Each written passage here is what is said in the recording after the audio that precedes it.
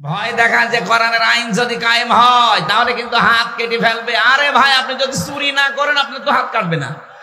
আপনি কোন কারণে নিজের গায়ে নিয়ে নেবেন? মিজানুর রহমান আনসার এটা ইঙ্গিত দিয়েছে যে এক জালেম গেছে আর এক জালেম যেন এদেশে আর ফিরে না আসে। অনেকে বলছে আমারে বলিস। আরে ভাই, আপনার নাম বলিস? ওরা মানুষকে এখন ভয় দেখাচ্ছে, যদি কোরআন এই দেশে এসে যায় হাত কিন্তু থাকবে না, পা থাকবে না, তার মানে ওর ওই স্বভাব আছে। আল্লাহ বলেন আমি জমিনে খলিফা পাঠালাম, আমরা কেউ জমিনে নেই। জমিন দেখলে আমাদের ভয় লাগে, আর জমিন ফাঁকা পেয়েছে জালেমরা 180 মাইল বেগে চালাচ্ছে। এই জমিন ফাঁকা রাখতে দেবেন? জমিনে আসেন। কারণ আল্লাহর ইচ্ছা কি ছিল আল্লাহ কিন্তু প্রথমে বলেন নাই, ক্বালা ইন্নী আ'লামু মা লা তা'লামুন। হ্যাঁ ফেরেশতারা, আমি যা জানি তোমরা কিন্তু জানো না। কি জানেন আল্লাহ? ওটা এখনো বলেন না, ওটা পরবর্তীতে জানিয়েছেন যে আমার ইচ্ছা জমিনে আমি ন্যায় বিচার কায়েম করতে চাই। তাম পৃথিবীর সবাই এখন একটা জিনিস চাচ্ছে, শান্তি। কি বলেন তো? সবাই চায় শান্তি। যে জাতির লোককে জিজ্ঞাসা করেন সবাই শান্তি চাচ্ছে। আল্লাহ রাব্বুল আলামিন শান্তি নামে একটা নাম তিনি নিয়েছেন, সালাম। সালাম মানে কি? সেই সালামের পক্ষ থেকে যে ধর্মটা দুনিয়ায় এসেছে তার নাম ইসলাম। ইসলাম মানে শান্তি। ইসলাম মানে কি? এই আসল শব্দ সিলমন বা সালমন, সুখ শান্তির যে বিষয় আল্লাহ ইসলামের ভেতরে রেখেছেন। সুতরাং এদেশে আমরা 96 ভাগ মুসলমান, অন্যান্য ধর্মের লোকেরা যারা আছেন 4 ভাগ। সবাই যদি ইসলামকে নিয়ে আসতে পারি, কাঙ্ক্ষিত মানের শান্তি এদেশে আমরা দেখতে পারবো ইনশাআল্লাহ। এদেশে মসজিদ যেমন পাহারা দেওয়া লাগে না, 3.5 লাখের উপরে মসজিদ আছে, পাহারা দেওয়া লাগে? আরো জোরে বলেন। মসজিদ যেমন পাহারা দেওয়া লাগে না, ইসলাম এদেশে যদি এসে যায় মন্দিরও পাহারা দেওয়া লাগবে না। যে যার ধর্ম ওপেন ভাবে নিরাপত্তার সাথে পালন করবে, কোনো অসুবিধা নেই। অনেকের ধারণা এই যে ইসলাম আসলে আমি যে একটু লাল পানি খাই ওইটার কি হবে? কোনো অসুবিধা নেই। অনেকে বলে যে আমি আকিস বিড়ি খাই, আজিজ বিড়ি খাই, এইটার কি হবে? আপনি মসজিদের ভেতরে যদি প্রবেশ করেন, মসজিদ এমন একটা জায়গা, সেখানে গেলে যদিও আপনার বিড়ি খেতে মনে চাচ্ছে খেতে পারবেন, যদিও ডাল বাবা খেতে মনে চাচ্ছে ওই পরিবেশে খেতে পারবেন, কারণ আপনার বিবেকে বাধা দেবে, কারণ ওই পরিবেশে ওইটা চলে না। কথা বলে না কেন? কারণ ওই জায়গাতে বিধান চলে কার? এই জন্য ওখানে প্রবেশ করলেই বলা লাগে আল্লাহুম্মা আফতাহলি আবওয়াবা রহমাতিক, হে আল্লাহ তোমার রহমতের যত দরজা, বাবের বহুবচন আবওয়াব বলা হয়, সব খুলে দাও। কারণ পুরা পরিবেশটাই রহমত দিয়ে বেষ্টিত। করেছেন কে? ওখানে আল্লাহর বিধান চলার কারণে যদি পুরা এরিয়া আল্লাহ রহমত দিয়ে ভরপুর করে দেয়, এই 56,000 বর্গ মাইলে ওই আল্লাহর বিধান যদি কায়েম হয়, 100 ভাগ আমরা বিশ্বাস করতে পারি 56,000 বর্গ মাইল মসজিদের মতো নিরাপদ হয়ে যাবে। এরকম জায়গায় আপনার আর লাল পানি খেতে মনে চাইবেন? কথা বলেন না কেন? এক লোক ওয়াজ শোনার পরে বলেছিল, হুজুর জান্নাতে নাকি সব পাওয়া যায়, ওয়ালাকুম ফিহা মা তাশতাহি আনফুসুকুম ওয়ালাকুম ফিহা মা তাদদাউন। মনের ভেতরে কামনা বাসনা যা আছে সব নাকি পাওয়া যায়। বিড়ি পাওয়া যাবে? হ্যাঁ, বিড়িও পাওয়া যাবে, কিন্তু বিড়ি খাওয়ার মতো মন আপনার থাকবে না। ও নাপাক জিনিস খাওয়ার মতো মন আপনার তৈরি হবে না। জাহান্নামের যে 7টা খাবারের কথা আছে তার প্রথম নাম্বার খাবার হচ্ছে আগুন। নাম কি? বলেন বলেন। বিড়ি যেটা দিয়ে খায় ওটার নাম কি? তা আপনি কি জাহান্নামের খাবার খেতে পারেন? আমার মনে হয় বগুড়াতে বিড়ি খাওয়া লোক, সিগারেট খাওয়া লোক নেই নাকি? যদি থাকেন আপনি এই বদ অভ্যাস ছেড়ে দিন। দেবেন তো? কারা বিড়ি সিগারেট ছেড়ে দেবেন দেখে হাত তোলেন তো। ও, আপনার এই এলাকায় আছে, বোঝা যাচ্ছে। খান, আস্তে আস্তে ছেড়ে দেবেন ইনশাআল্লাহ। আমরা বলছিলাম আল্লাহ পাক এই শান্তির যে ধর্ম দিয়েছেন, এখানে কিচ্ছু দেওয়া যাবে, যা দেবেন মোনাজাতের পরে। শান্তির জন্য আজ বিভিন্ন ধান্দা করা হচ্ছে, বিভিন্ন জায়গায় আমরা ধর্ণা দিচ্ছি। আল্লাহর পক্ষ থেকে শান্তির যে বিধান আমাদের কাছে এসেছে, ইন্নাদ-দীনা ইনদাল্লাহিল ইসলাম, পৃথিবীতে যদি কেউ শান্তি পেতে চায় তার মনোনীত যে পাঠানো ইসলাম, এইটার কাছে আত্মসমর্পণ করা লাগবে। কথা বলেন না কেন? সুতরাং ওপেন ভাবে বলছি, এদেশে যদি শান্তি, সর্বাত্মক ভাবে আমরা শান্তি, স্বস্তি, নিরাপত্তা চাই, ইসলামের বিকল্প কিচ্ছু নেই। যত তন্ত্র মন্ত্র, যত বাদ আছে সব আমাদের এই 53 বছরে দেখা হয়ে গেছে। এ কথা বলেন না কেন? 53 বছর বাবা চালিয়েছে, আমরা অনেকে দেখি, আমি দেখি না, এ মুরব্বী দেখিস। আপনাদের শহীদ প্রেসিডেন্ট জিয়াউর রহমান চালিয়েছে, আমি দেখি না, ওনারা দেখেছে। এই যে পাশের চাচা এরশাদ চাচা চালিয়েছে, ও আমি দেখি না, আমার 92 সালে জন্ম। আপনাদের এই জেলার ভাবি পুত্রবধূ উনি চালিয়েছে। পাশের জেলার পরের জেলা রংপুরের ভাবি, ববু বলা হয় যাকে, উনি চালিয়েছে। গত বছর আমরা দেখলাম, কাঙ্ক্ষিত মানের শান্তি পেয়েছি বলেন। এখন শুধু দেখতে বাকি আছে যে কোরআন দিয়ে চললে কেমন দেখা যায়। একটু একটু মনে আশা জাগে না যে কেমন লাগে? একটু দেখি তো। আমার তো জীবনের সবচাইতে বড় আশা, আকাঙ্ক্ষা, তামান্না এইটা, আল্লাহ যা করো করো, অন্তত চর্ম চোখে এটা দেখে মরার তৌফিক দিও যে 56,000 বর্গ মাইল কোরআন দিয়ে চলছে। এটা কারা চান দেখি? লিল্লাহে তাকবীর। এই আন্দাজে হাত তুলেন না, এটা কিন্তু সাক্ষী দেওয়া, এটার পক্ষে থাকা লাগবে, যেটা আমরা দেখতে চাই যে আসলে এটা দিয়ে চললে কেমন দেখা যায়। মক্কা মদিনায় আমি ছিলাম, আমি দেখেছি ওখানে 100 ভাগ এটা চলে না, 70 ভাগ আছে, তাই যে শান্তি পাওয়া যায়। এখানে যদি 100 ভাগ কায়েম হয়ে যায়, বাংলাদেশটা মিনি জান্নাত হয়ে যাবে। আরো জোরে বলেন। বাংলাদেশে জেনারেল যে দলগুলো আছে তাদেরকে বলছি, আমি আপনাদেরকে বাঁচাতে চাই, কারণ কোরআনের চোখ আপনার মুখে নেই, চোখে নেই, এই জন্য আপনি হয়তো অন্য কিছু দেখেন। সূরা নূরের ভেতরে আল্লাহ জানিয়েছেন, আল্লাযীনা কাফারু আ'মালুহুম কাসারাবিম বিকিআতি ইয়াহসাবুহু যামআনু মাআ হাত্তা ইযা জাআহু লাম ইয়াজিদহু শাইআ ইলা আখির আয়াত। কাফেরদের চিন্তা ভাবনা, ধারণা, বিশ্বাসে দূরে মরিচিকা মনে করেছিল এখানে পানি আছে মনে হয়। মরুভূমির ভেতরে যখন সূর্যের তীব্র দাহ শুরু হয়ে যায়, এই যে বিশ্ব রোডগুলোতে আপনি দেখবেন, ঢাকা, বগুড়া যে মহাসড়ক আছে, দূর থেকে গাড়ি চালিয়ে দুপুরবেলা দেখতে মনে হয় যে পানি আছে সামনে, মনে হয় পিচ গরম হওয়ার পরে পানির মতো টলমল করে, কাছে যাওয়ার পরে দেখা যায় না, পানি নেই। পৃথিবীর কাফেরদের দৃষ্টান্ত আল্লাহ এইভাবে দিয়েছেন। আল্লাহর পাঠানো ইসলাম বাদ দিয়ে যত তন্ত্র মন্ত্র, যত ইসম, যত বাদ আছে, আমি নাম নিলাম না, সে যে বাদই হোক, সমাজবাদ বলেন, জাতীয়তাবাদ বলেন, ধর্মনিরপেক্ষবাদ বলেন, যত বাদ আছে, তন্ত্র মন্ত্র আছে, এসবগুলোকে মানুষ মনে করে এর ভেতরে শান্তি আছে। কাছে যাওয়ার পরে দেখে না, এটা পানি না। এই জন্য আমাদের উচিত হচ্ছে আপনাকে আমার সাবধান করা। আমি করলাম, জ্ঞানী মানুষ যদি হয়ে থাকেন আপনি আশা করি বুঝে ফেলেছেন। এরপরেও যদি কেউ বলেন না আমি বুঝি নাই, আমি ভান ধরে আসি, এদিকে আসেন। আল্লাহ আপনাকে সহজে এটা বোঝার তৌফিক দিন যে ইসলাম বিদায় করে দিয়ে আজ যারা, আমি কয়েকদিন ধরে লক্ষ্য করছি, মৌলবাদ এই শব্দ নিয়ে অনেকে জিকির করছেন, এটা বন্ধ করা লাগবে। মুসলমানদেরকে মৌলবাদ বলা যাবে না এই দেশে। এই শব্দটাকে ফেরি করে এই 15.5 বছর হাজারো মুসলমানকে যিনি ছিলেন তিনি গুম করেছিলেন। এক কথা বলেন না কেন? এই শব্দটাকে ফেরি করে হাজারো মানুষকে আয়না ঘরে রেখেছিল। এই শব্দটাকে ফেরি করে আমাকে জেলখানায় রেখেছিল 3 বছর।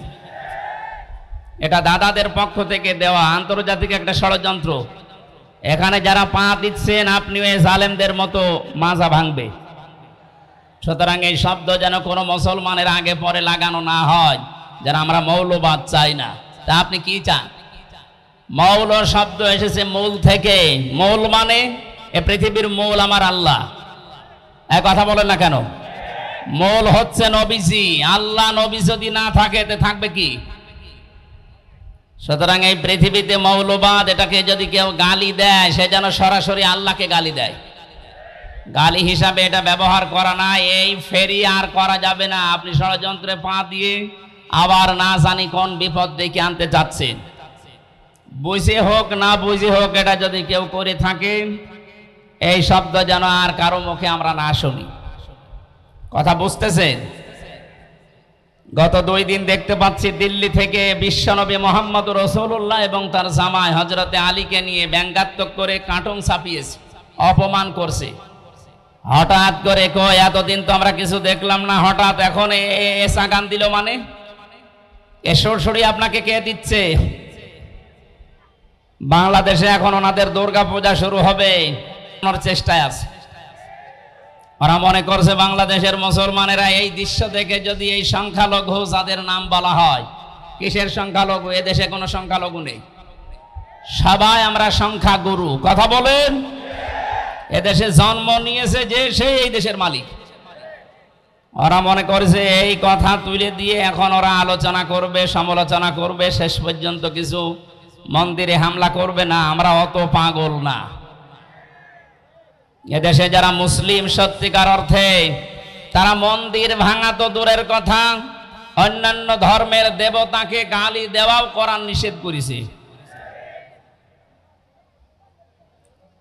এজন্য আমরা সতর্ক থাকবো, ওদের ওই সমস্ত ফাঁদে যেন আমরা পা দিয়ে আমাদের দেশকে আবার আন্তর্জাতিকভাবে টার্গেটে ফেলে না দেয়। অনেকে অতি উৎসাহী হয়ে ইসলাম মানি এই কথার ধান্দা নিয়ে কিছু কিছু কাজ এমন ভাবে দেখাচ্ছে, আন্তর্জাতিক মিডিয়া তো বসে নেই ষড়যন্ত্র করার জন্য। ওরা কিন্তু এমন এমন কিছু কাজ করে শেষ পর্যন্ত ডক্টর মোহাম্মদ ইউনূসকে দিয়ে এই শব্দগুলো যারা ফেরি করেছিল, এই জঙ্গিবাদ, মৌলবাদ, এগুলো আবার আমাদের ঘাড়ের উপরে চাপিয়ে, আমি বাকিটা বলতে পারলাম না, দুঃখিত। এই জন্য আমরা সংক্ষিপ্ত এবং আমরা সাবধান সতর্ক থাকবো ইনশাআল্লাহ। আমি ইঙ্গিত দিয়েছি, আল্লাহ যেন আমাদেরকে বোঝার তৌফিক দেন, বলেন আমিন। যারা চাচ্ছেন এদেশে ইসলাম বিদায় করে অন্য কিছু দাঁড় করিয়ে আপনি শান্তি পাবেন না, আমেরিকা শান্তিতে নেই। কে বলেছে শান্তিতে আছে? ইসলাম যেখানে নেই সেখানে মুক্তি নেই। কথা বলেন? এক দোকানদার তার কর্মচারী রেখেছিল নাম ইসলাম। নাম কি? তার একটা মেয়ে ছিল নাম শান্তি। ইসলাম আর শান্তির মাঝে মাঝে দেখা হয়, শেষ পর্যন্ত মন দেওয়া নেওয়া হয়ে গেছে। দোকানদার টের পেয়ে ডাক দিয়ে বলছে, বেটা তুমি গরিব মানুষ, আমার বাড়িতে কাজ করে খাও, আমার দোকানের কর্মচারী আর আমার মেয়ের দিকে নজর দিয়েছে, আচ্ছা করে পিটিয়েছে।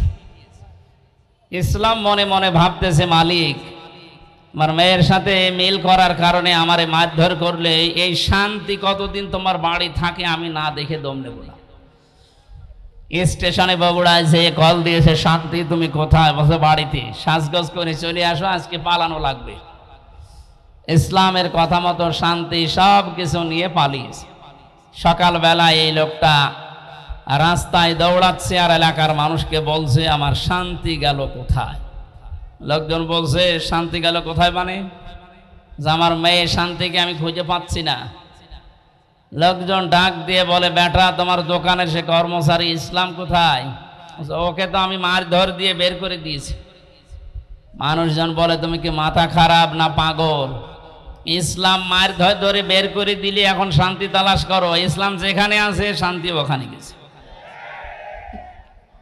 এইটা আজ যারা বের করে দিতে চাচ্ছেন, এইটা বের করে দিলে এসে আর কিছু থাকবে না।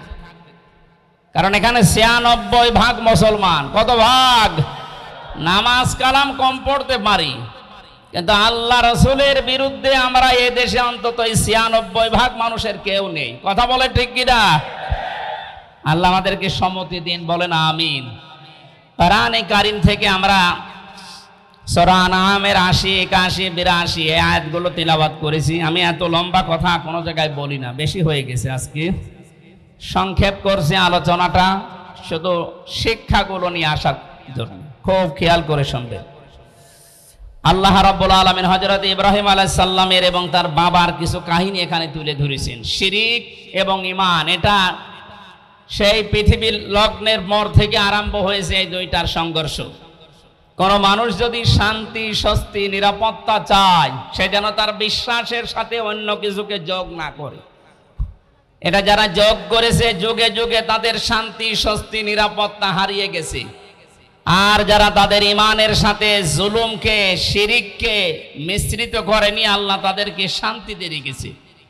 যে মানুষগুলো আজ আল্লাহর বিধানের সাথে, আল্লাহর শক্তির সাথে, পাওয়ারের সাথে অন্য কাউকে শরিক করে বুক ফুলিয়ে বেড়ানোর চেষ্টায় আছেন, আপনি কি মনে করেন আপনি বাতিলের পক্ষে, আল্লাহর বিরুদ্ধে অবস্থান নিয়ে কোনো ভয় নেই, চিন্তা নেই, আর আমি আল্লাহর পক্ষে অবস্থান নিয়ে ভয় করব, আপনি এই কথা মনে করেন? আল্লাহ ওইটা আমাদেরকে শুনিয়েছেন। রব্বুল আলামিন বলেন, কাইফা আখাফু মা আশরাকতুম ওয়ালা তাখাফুনা আন্নাকুম আশরাকতুম বিল্লাহি মা লাম ইউনাজ্জিল বিহি আলাইকুম সুলতানা। ১৫০০ বছর আগে আয়াতটা নাজিল হয়েছে। আমি আয়াতের তাফসীর যখন পড়ি, আমার মনে হয় বাংলাদেশ দেখি আল্লাহ এই মাত্র নাজিল করেছে। এদেশে বহু মানুষ আজ ইসলামপন্থী যারা, এদের কথাগুলো তারাও বোঝে, তারাও দেখে এদের কাজ কারবার। দেখার পরেও মানুষগুলো না দেখার মনে হয় ভান করে থাকে। এরা চায় আল্লাহর একাত্মবাদ, আল্লাহর ওয়াহদানিয়াতকে দেশে প্রতিষ্ঠা করতে। আর মানুষগুলো আল্লাহর বিপক্ষে অবস্থান নিয়ে, আল্লাহর আইনের বিপক্ষে নতুন আইন তৈরি করে শিরিক করে আর বুক ফোলাতে। আল্লাহ তাআলা নবীজিকে দিয়ে বলাচ্ছেন, হে নবী আপনি এই কথাটা মানুষকে জানানো, কাইফা আখাফু, কেমন করে আমি ভয় করি, মা আশরাকতুম, যা তোমরা শরীক করো, ওয়ালা তাখাফুনা আন্নাকুম আশরাকতুম বিল্লাহ, তোমরা আল্লাহর সাথে শরীক করে তার সাথে অংশীদার স্থাপন করে ভয় করো না। আর আমরা আল্লাহর একত্ববাদ এই দুনিয়ায় প্রতিষ্ঠা করতে গিয়ে ভয় পাবো কোন কারণে? তোমাদের পক্ষে কোনো দলিল নেই, সব মন গড়া কথা। আর আমি যেটা করতে চাই এটার পক্ষে আমার আল্লাহর পক্ষ থেকে দলিল আছে। শান্তি, স্বস্তি, নিরাপত্তা এইটা দেওয়ার একচ্ছত্র মালিকানা দুনিয়ার কেউ না। কার বলেন তো? ফাজলুল ফারিকাইন আহাক্কু বিল আমনি, এই দুই দলের ভেতরে নিরাপত্তা পাওয়ার জন্য সবচাইতে বেশি হকদার কারা? ইন কুনতুম তা'লামুন, যদি তোমাদের জানা থাকে বলো দেখি। এ প্রশ্ন ছুড়ে দিয়ে আল্লাহ নিজেই জবাব দিচ্ছেন, আল্লাযীনা আমানু ওয়া লাম ইয়ালবিসু ঈমানাহুম বিযুলমিন উলাইকা লাহুমুল আমনু ওয়া হুম মুহতাদুন।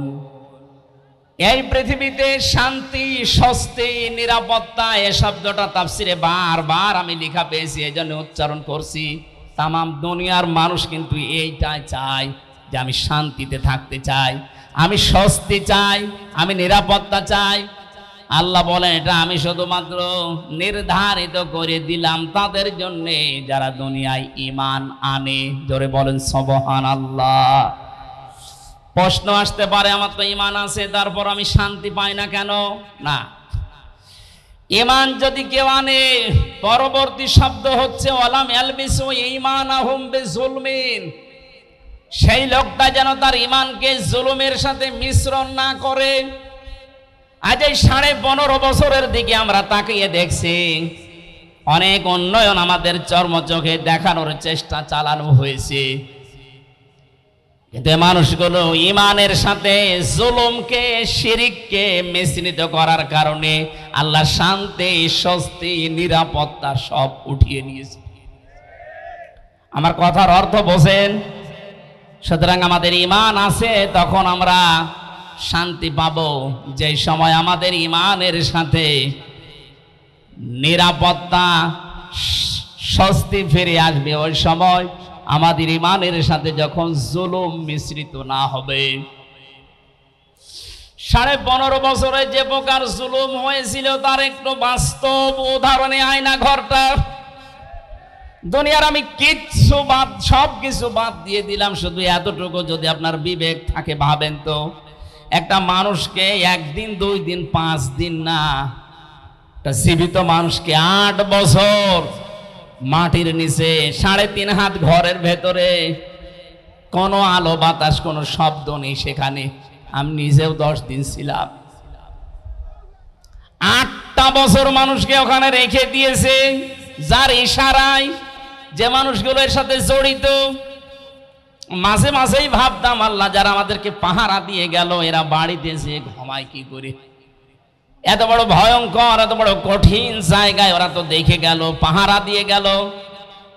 আমার সাথে একজন ছিল জেলখানায়, মুফতি ফখরুল ইসলাম, উনি আমারে মাঝে মাঝে বলতো, হামজা ভাই আমারে যখন এই আয়না ঘরে নিয়ে যায় এই পায়ের ভেতর দিয়ে আমার হাত লাগিয়েছে, পায়ের ভেতর দিয়ে হাত লাগিয়ে সামনে যে লোহার রড দেওয়া ছিল এই খাঁচা, লোহার এই খাঁচার সাথে হাত দিয়ে সামনে আমারে তালা লাগিয়ে দিয়েছে। 1টা 2টা দিন না, 3 মাস একাধারে এইভাবে রেখেছে, তাও 24 ঘন্টা শুধু 1.5 মিনিট 2 মিনিট সময় দিত টয়লেট করার। খাবার যা দিত মাঝে মাঝে মনে হচ্ছে খাবার কেউ মাখিয়ে দিয়েছে।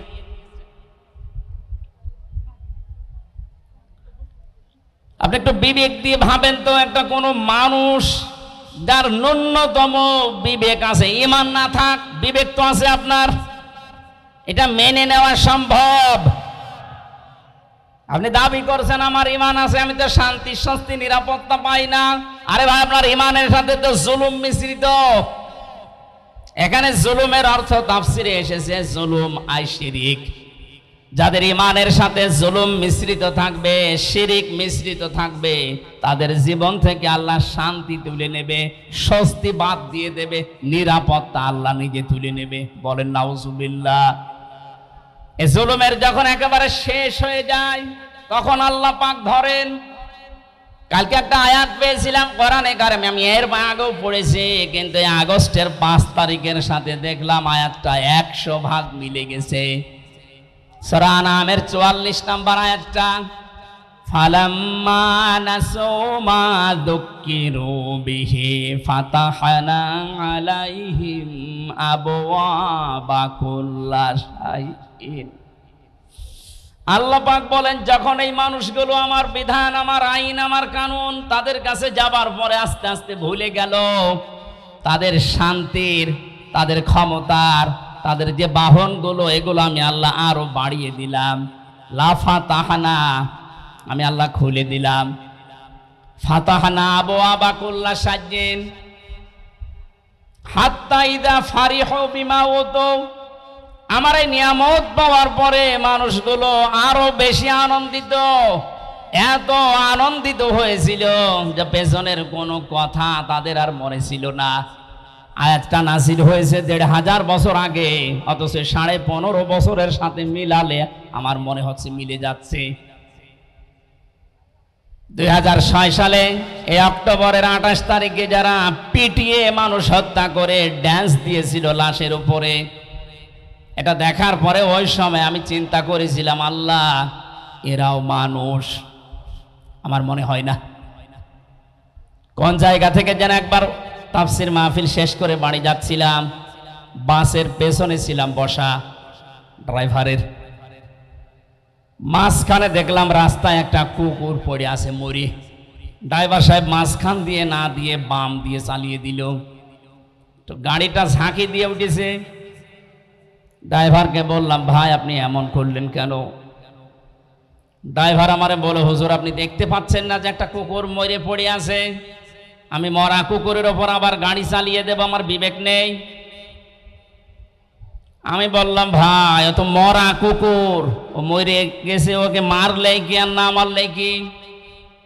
ড্রাইভার আমার দিকে ঘুরে বলছে হুজুর আপনি কি আসলে হুজুর? আপনি কেমন হুজুর? আপনি দেখছেন একটা জিনিস মরে গেছে, আমি ডবল করে আবার মারবো, আমার বিবেক নেই? ওর গায়ে থাবা দিয়ে বললাম এই কথাটা শোনার জন্য আমি ছিলাম। একটা মরা জিনিস ডবল করে মারা যায় না, আপনার বিবেকে এটা সায় দিচ্ছে। অথচ বাস্তবতায় দেখেন এই দেশে অনেক মানুষকে আমরা দেখেছি জীবিত মানুষ পিটিয়ে মারার পরে লাশের উপরে ড্যান্স দিয়েছে। আপনার মতো বিবেকও তাদের নেই। আপনি একটা কুকুরকেও, মরা কুকুর আবার ডবল করে মারতে চান না, আর ওরা জীবিত মানুষকে হত্যা করে লাশের উপরে ড্যান্স দেয়। ওরা কোন মানুষ?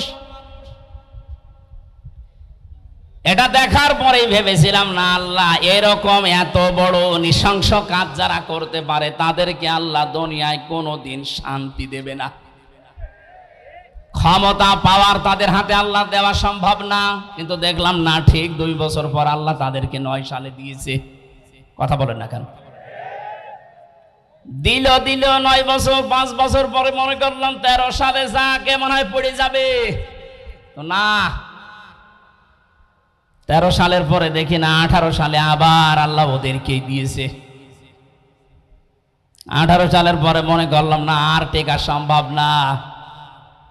শেষ পর্যন্ত দেখলাম 24 সালে আবার আল্লাহ ওদেরকে দিয়েছে। কথা বলছে না কেন? আল্লাহ রাব্বুল আলামিন বলেন, মানুষ যখন আমার বিধান ভুলে গিয়ে তাদের মন মতো কাজ করতে গিয়ে জুলুমের একেবারে সর্বশেষ সীমা পার হয়ে যায়, ফাআখাযনাহুম বাগতাতান, আমি হঠাৎ করে তাদেরকে এমন ভাবে পাকড়াও করি তারা দিশেহারা হয়ে যায়।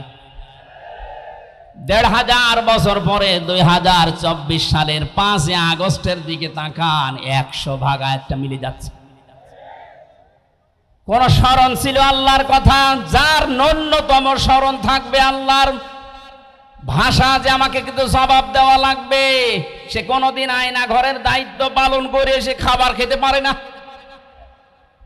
জেলখানায় আমাদের সাথে দায়িত্ব যারা পালন করেছে তারাও যে বাইরে যে খাবার খেত কি করে, আমার বিশ্বাস হয় না। আলেমদের সাথে যা আচরণ করতো ভেতরে, অন্য মানুষের কথা তো বাদই দিলাম।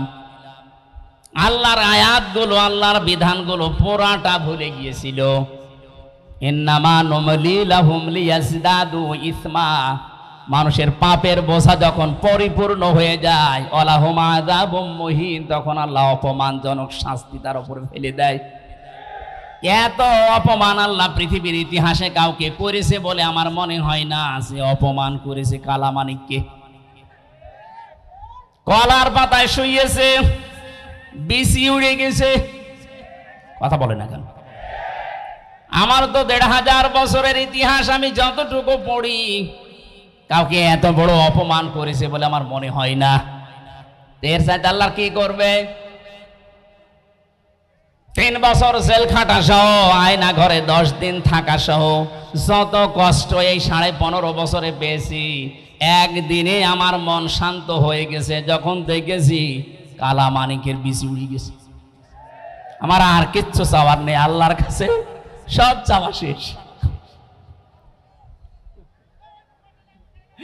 আয়াতের পরবর্তী শব্দ হচ্ছে, ওরা যখন হতাশ হয়ে পড়ে আকস্মিক ভাবে আল্লাহ ধরেন। আল্লাহ সময়ও দেননি, এমন ভাবে ধরেছে দুপুরের খাবার খাওয়ার সময়ও পায়নি। এই কথা বলেন না কেন?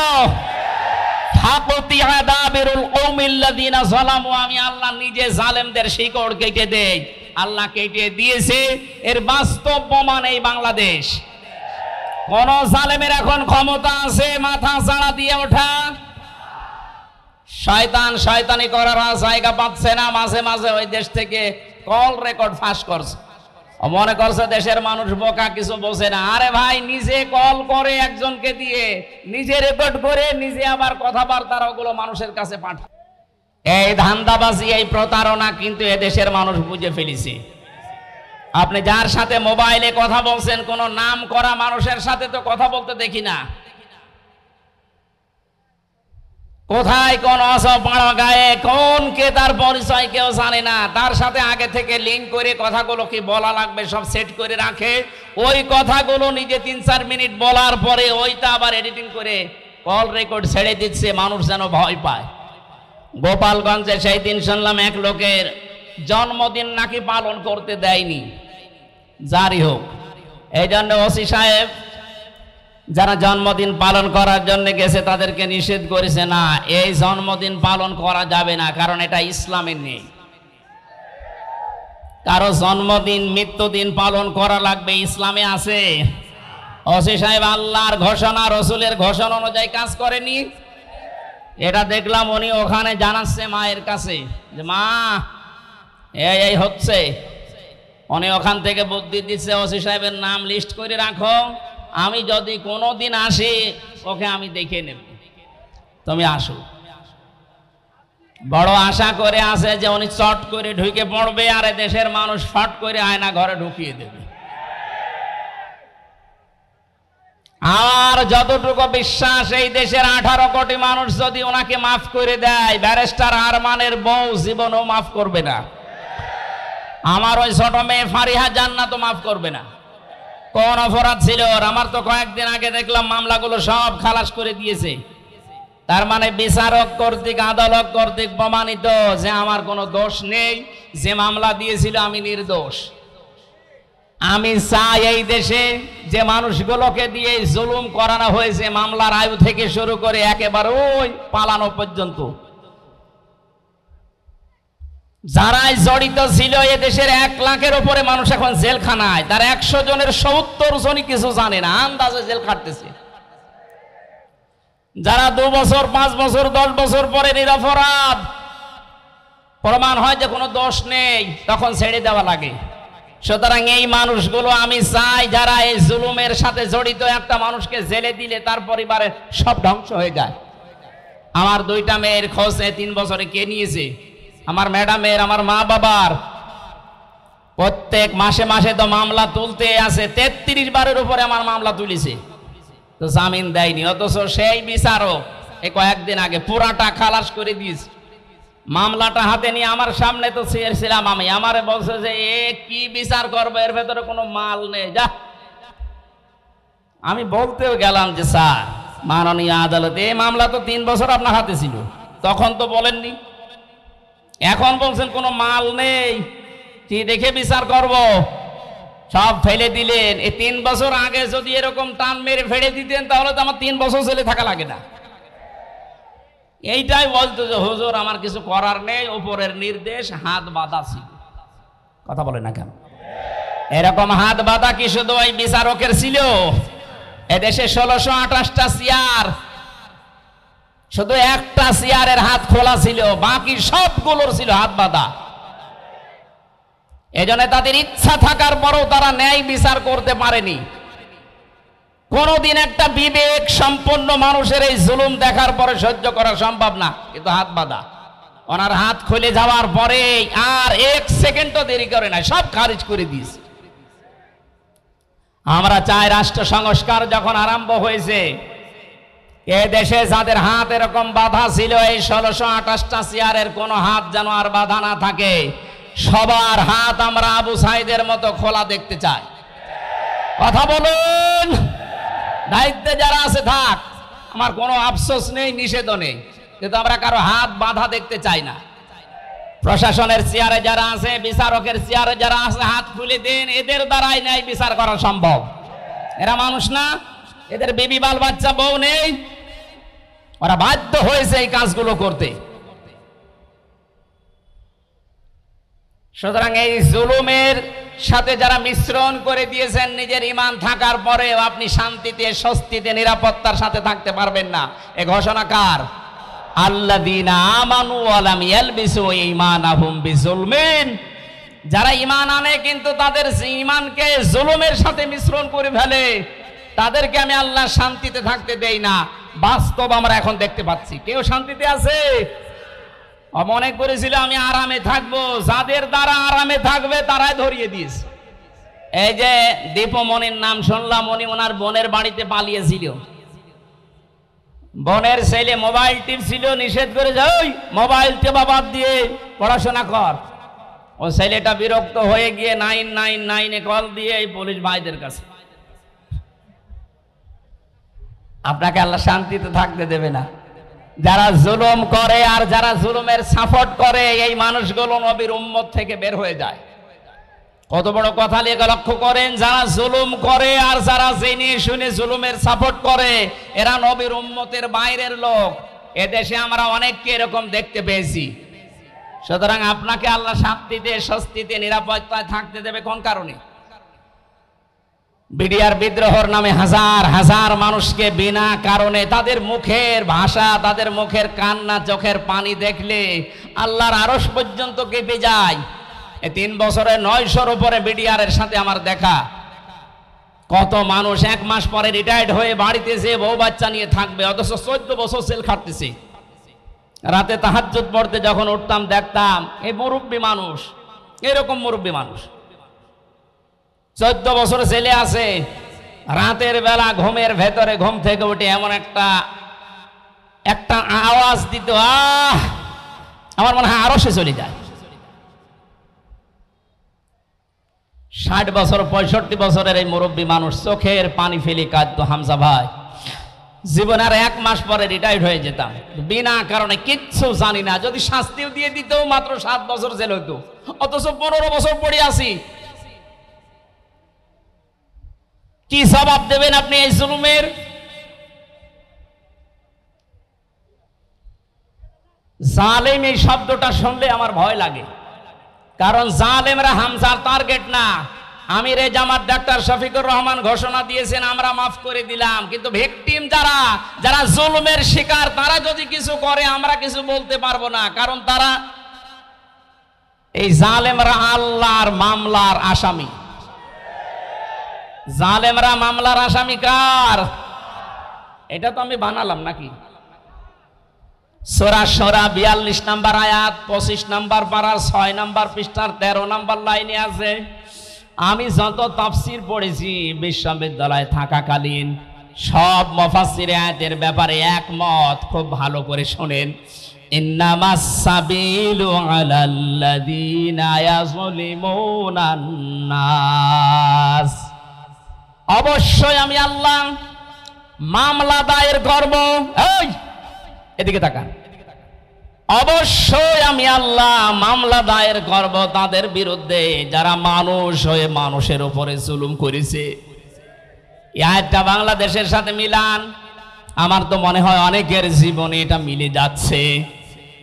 কোন কারণে কিচ্ছু জানে না, লোকটা ঘুমিয়ে আছে ঘরে, ঘুম থেকে উঠে যাচ্ছে জেলখানায়। কি গো তুই গাছ কেটেছিস, অথচ গাছ কাটা কি ও কিছুই জানে না। এরকম মিথ্যা মামলা দেশে ছিল না? আরো আসতে বলেন। এ বিষয়গুলো আমি নিজে জানতাম না, জেলখানায় 3টা বছরে ধাপে ধাপে দেখেছি, তাই বলছি। বললাম না 100 জনের 70 জন মানুষ অন্তত কিছুই জানে না। জেলে ঘুমিয়ে আছে, পরের দিন আবার ঘুম ভাঙার পরে কোথায় গো? বাড়িতে। কেন? কিছুই জানে না। মাঝখান থেকে পরিবারের কাছ থেকে 1.5-2 লাখ টাকা নিয়ে আল্লাহর ওলি জামিন করিয়ে দিয়েছে। এই জুলুমের শেষ কোথায়? আপনি কি জবাব দেবেন আল্লাহর কাছে? এজন্য জালেমদের কোন সম্পদ আল্লাহ দুনিয়ায় কাজে লাগাতে দেয় না, তার বাস্তব প্রমাণ এই দরবেশ কত টাকার মালিক ছিল আপনি হিসাব করতে পারেন? কি হয়েছে তার টাকাগুলো? এখন শানের উপরে ঘুমানো লাগে। আমাদের যেখানে রেখেছে 3টা বছরে এই মাটির উপরে, শানের উপরে, এখন তার ওই জায়গায় থাকা লাগছে। কি হচ্ছে তার ওই অর্থ সম্পদগুলো, এই টাকাগুলো কোন কাজে আসতেছে? এখন তাদের যে চরিত্রের বর্ণনা বের হচ্ছে, শয়তান পর্যন্ত আশ্চর্য হয়ে যাচ্ছে যে দরবেশের চরিত্র এত নিম্ন। এই জন্য আমাদের সাবধান হওয়া উচিত। আমি আজকার বাস্তব প্রমাণ দিয়েই বলছি, এদেশে শেখ হাসিনা থেকে শুরু করে যারা তার দোসর ছিল সবাই আল্লাহর মামলার আসামি। মামলার বাতি যত বড় হয় মামলা মেটানো তত কঠিন হয়। এক কথা বলেন না কেন? আমার মামলার বাতি যদি, আমার সত্যি কথা বলছি, কোন সলিমতি হতো, আমি যদি আকিস গ্রুপে চাকরি করতাম, আপনার কয় টাকা লাগতো? টাকা দিয়ে হলে আমি 2-3 দিনে বের হয়ে চলে আসতাম। কিন্তু এমন মানুষ বাদী, এই জন্য 33 বার ওঠার পরও মামলার জামিন হয়নি। উনি বিদায় নেওয়ার কয়েকদিন পরে জামিন সব শেষ। সুতরাং এখানে বাদী কিন্তু যিনি পালিয়েছে উনি না, হামজাও না, মামলার বাদীকে। আপনি দেখেন আপনার দ্বারা আবার জুলুম হয়ে যাচ্ছে না তো? আজ অনেকে নিজের স্ত্রীর উপরে জুলুম করছে, পরিবারের উপরে জুলুম করছে, স্ত্রী হিসাবে স্বামীর উপরে জুলুম করছে। আল্লাহর নবীর স্ত্রী তার স্বামীকে অভয় দিত, স্বামী আমার ভয় পাবেন না, ইন্নাকা লা তাসিলুর রিহমা। এই পৃথিবীতে যারা আত্মীয়তার সম্পর্কগুলো ঠিক রাখে তাদেরকে আমার আল্লাহ কখনো ভয় দেখান না। জোরে বলেন সুবহানাল্লাহ। নবীজি যখন ওহী নিয়ে এসে ভয় পেয়েছিলেন, তিনি বলছিলেন জাম্মিলুনি জাম্মিলুনি, আমাকে ঢেকে দাও। এই খেয়াল করেন, আমাকে ঢেকে দাও, আমি ভয় পেয়েছি। হযরতে খাদিজাতুল কুবরা রাদিয়াল্লাহু তাআলা আনহা ওই সময়ও কিন্তু মুসলমান হননি, কারণ কালিমার দাওয়াত পাননি। ওই সময় তিনি নবীজিকে ডাক দিয়েছিলেন, ইয়া আবাল কাসেম, হে কাসেমের পিতা, কাল্লা, কখনো না, আল্লাহি, আল্লাহর কসম, মা ইখজিকাল্লাহু আবাদান, কখনো আল্লাহ আপনাকে লাঞ্ছিত অপমানিত ভয় দেখাতে পারে না। সম্মানিতা মা বোনেরা যারা এসেছেন তাদেরকে এবার বলছি, হযরতে খাদিজাতুল কুবরা বিশ্ব নবীকে ওই দিন 5টা বিষয় শুনিয়েছিলেন ভয় না পাওয়ার কারণ হিসাবে। আপনি আপনার স্বামীকে যদি এই কথাগুলো বলতে পারেন আর আপনার স্বামীর চরিত্রের ভেতরে যদি এগুলো দেখতে পারেন, বুঝবেন ওই স্বামী হক পথে আছে। 1 নম্বরে, যে স্বামী তার রক্তের সম্পর্কগুলো ঠিক রাখে সেই স্বামীকে দুনিয়ার কোনো ভয় পাওয়াতে পারে না। অথচ আজ লক্ষ লক্ষ পরিবারের দিকে তাকান, অধিকাংশ পরিবারে বউর কারণে স্বামী তার রক্তের সম্পর্কগুলো ঠিক রাখতে পারে না।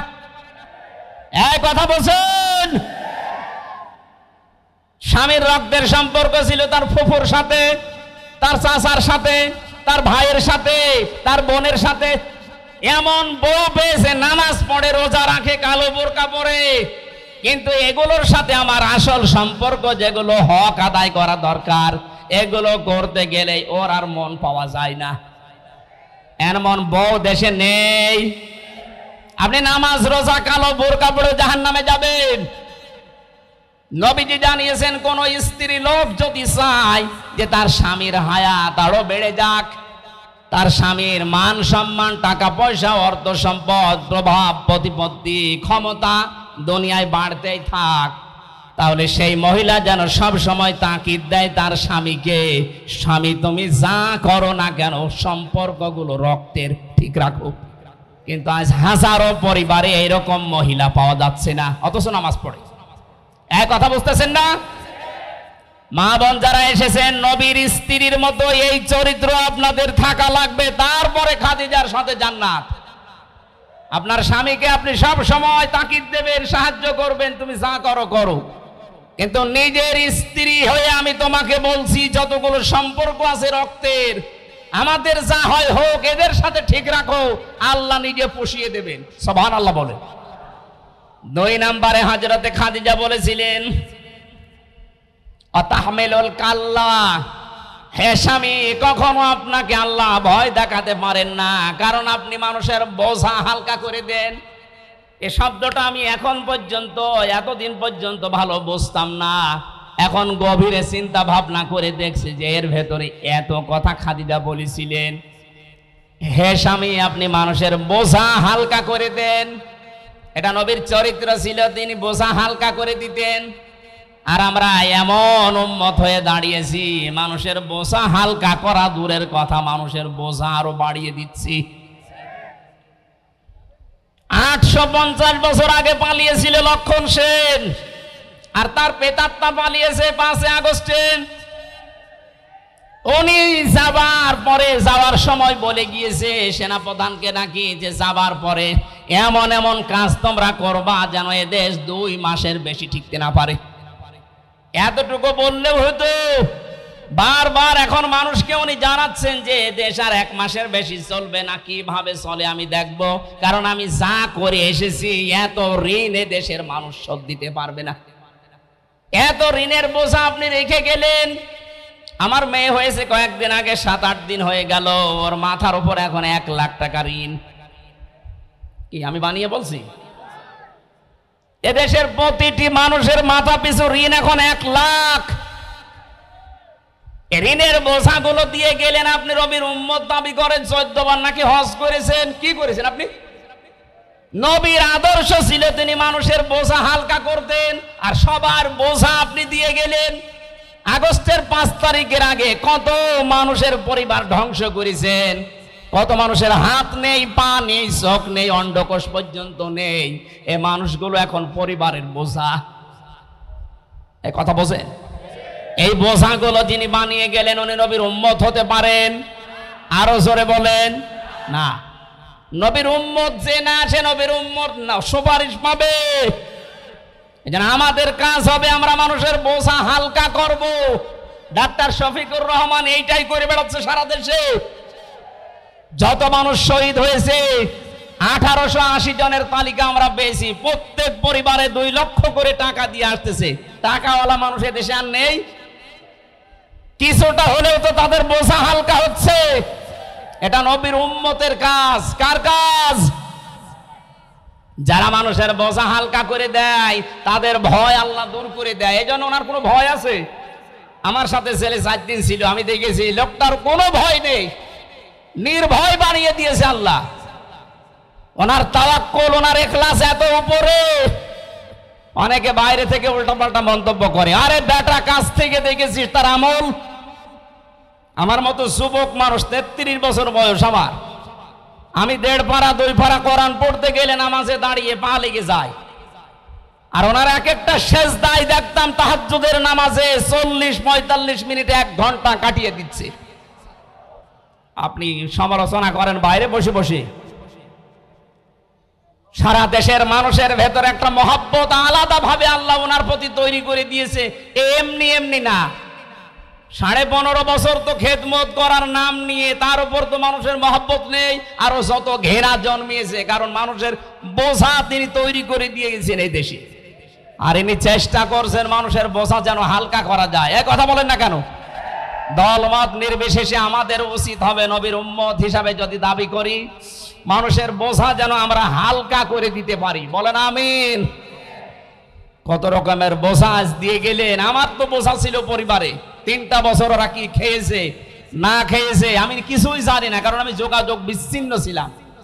আমার ফাঁসির কন্টেম সেলের ভেতরে পুরাটা যোগাযোগ বিচ্ছিন্ন করে রেখে দিয়েছে, কেউ কথা বলতে পারবেন না।